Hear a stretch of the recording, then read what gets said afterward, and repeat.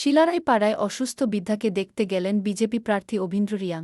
করবুক বিসির অন্তর্গত ২৫ নং নতুন বাজার মালবাসা এলাকার শিলারাই পাড়ায় আজ মানবিক দৃষ্টান্ত স্থাপন করলেন বিজেপি প্রার্থী অভিন্দ্র রিয়াং।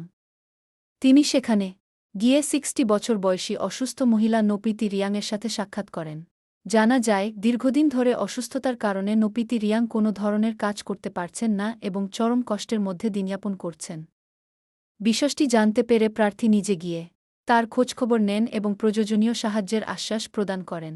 এই ঘটনায় এলাকায় মানবিকতার বার্তা ছড়িয়ে পড়েছে।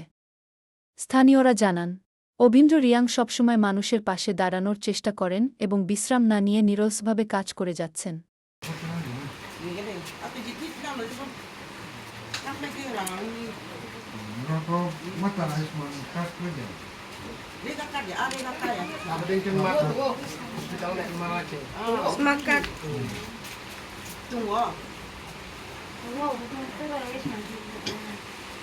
그럼 달리 잡으라고 아버는 나무 아버 동태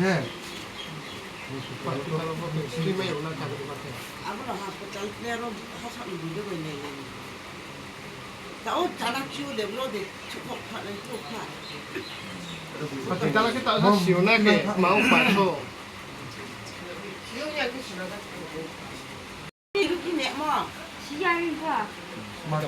Terjadi sia. 아버 hospital থাকে লগে লগে লিও ব্রাম কই মুকে তুমি কে ব্রা আর সে কি সিও না